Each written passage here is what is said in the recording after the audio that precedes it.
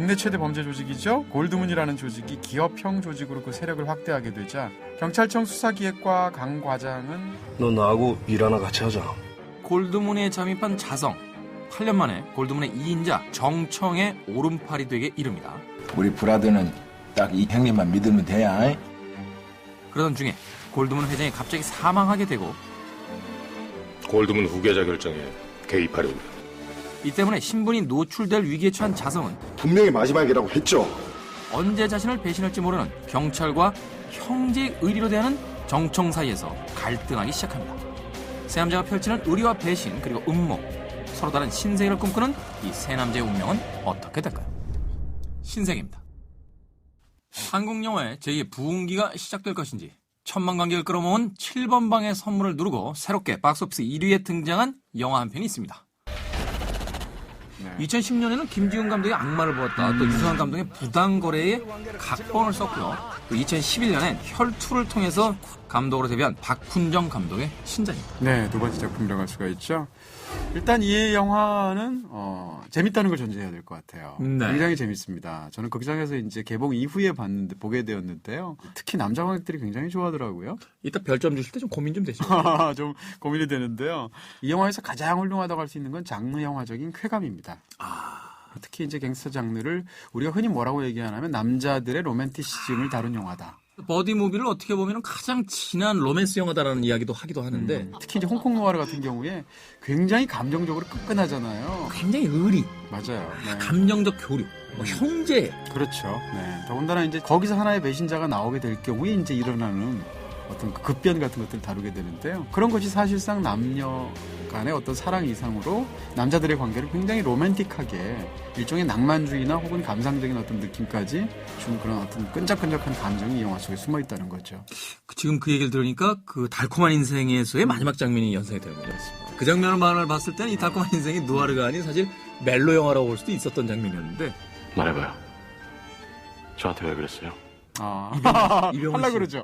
네. 나한테 왜 그랬어? 네. 나한테 왜? 이병헌 씨가 이 방송을 안 봐야 될 텐데. 미국에 계시잖아. 내가 이 우리 브라더한테 미안한 부탁을 해야 쓰겠는데. 정 미안할 것 같으면 하지 마시고. 하여간 싸늘한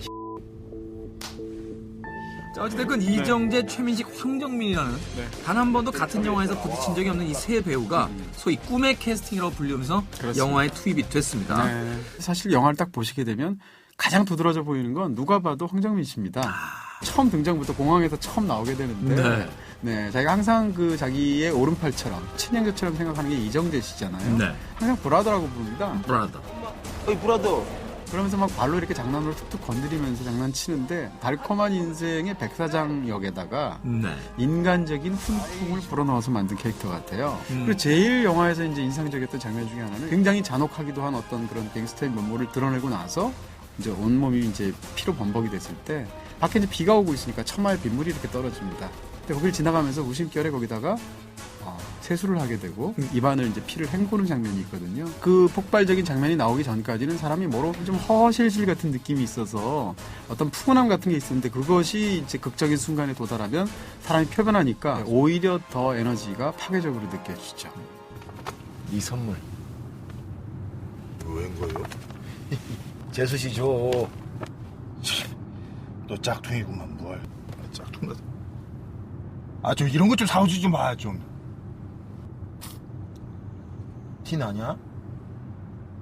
신세계 남성 관객들이 굉장히 열광하는 그 여러 가지 이유 중에 하나가 어떤 장르 영화의 그 클리셰 같은 부분들 기시감처럼 있었다는 데에 있어서 또 묘한 어떤 그 연관관계를 짓는 분들도 굉장히 있거든요. 그럼요. 특히나 이제 무관도를 거론하지 않을 수가 없습니다. 무관도랑 비슷한 점이 단순히 경찰 조직에서 범죄 조직으로 신분을 숨기고 파견해서 심어놓은 사람이 주인공이다라는 것 정도가 아닙니다. 경찰 안에서도 이렇게 파견한 이 비밀 요원의 정체를 아는 사람이 극소수거든요. 이거 전국까지我知你身份咋 그냥 해봐야 네 신분 아는 사람은 이 지구상에 셋밖에 더 되니. 그런 그 경찰 상사를 개인적으로 만나서 막 따집니다. 도대체 어떻게 된 거냐. 석 회장만 처리되면 끝이라고 했지 않습니까? 3년之後又3年 10年都嚟緊頭啦老細 또 하나는 흑사회입니다. 네. 공석이 된 조직의 차기 회장을 뽑는 것을 놓고 수많은 암투가 벌어지게 되는데 그렇죠. 회장 자리를 놓고 싸우는 2명 중에 한 명은 인간적입니다. 한 명은 굉장히 폭력적이에요. 네. 이런 캐릭터 비중도 영화가 비슷하거든요. 영화 재밌습니다, 분명히. 그리고 영화가 굉장히 세련됐어요. 근데 영화가 뭐라 그럴까요? 홍콩 영화를 보는 것 같아요. 예를 들어서 범죄와의 전쟁은 갱스터 장르를 한국화하는 데 있어서 정말 빼어난 성취를 한 작품이거든요. 그 영화는 진짜 한국에서 일어나는 갱스터 상황들을 보여준 것 같아요. 네. 근데 이 영화를 보시게 되면 홍콩 누아르의 한국판을 보는 것 같은 느낌이 들어서 만든 사람이 어디에 매혹되어 있는 사람인가라는 취향을 명확하게 드러내는 어떻게 보면 또 장점이라고 볼 수도 있는 그런 부분이 있고요. 제가 생각하는 이 영화의 가장 큰 단점은 인공성입니다. 예를 들면 그 조직폭력배의 우두머리와 경찰 조직의 핵심 간부인 최민식 씨가 만나는 장소라든지 그 종합경기장이거든요. 네. 거기 어떻게 들어갔을까요?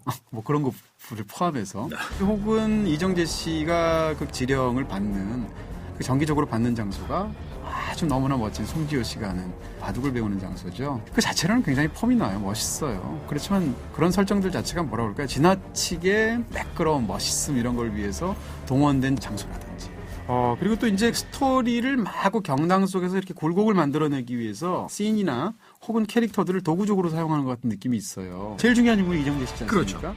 근데 영화의 거의 종반 직전까지 이정재 씨가 굉장히 밍숭맹숭합니다. 한 가지 연기만 해요. 당황하는 연기. 배우가 밍숭맹숭하게 연기를 해서가 아니고 뒤에 뭔가 관객을 사로잡아야 되는 부분이 있어야 되거든요. 그러니까 그거를 위해서 거의 종반 한 5분 전까지 이 캐릭터를 계속 사실상 놀려둡니다. 근데 이런 것은 사실 캐릭터를 굉장히 기능적으로 다루는 거거든요. 그렇죠. 한마디로 얘기해서 폼은 나고 굉장히 재미는 있는데 보고 나면 그 감정적인 느껴움 같은 거, 동요나 어떤 몰입 같은 거 이런 부분에 있어서는 이상할 정도로 감흥이 적은 영화이기도 해요. 그런 면들이 바로 또 인공적이다 이야기하신 아까의 그 흠과도 좀 맞물릴 수 있겠군요. 네네. 자, 그렇다면 이 신세계 과연 별점과 한 줄 정의는 어떻게 받을지. 이 영화에 대한 제 별점은 3개 반입니다. 그래도 생생히 살아있는 장르 영화의 쾌감. 그다지 새로울 것은 없는 신세계. 이런 영화 많이 보신 거예요. 너무 많이 봤어요.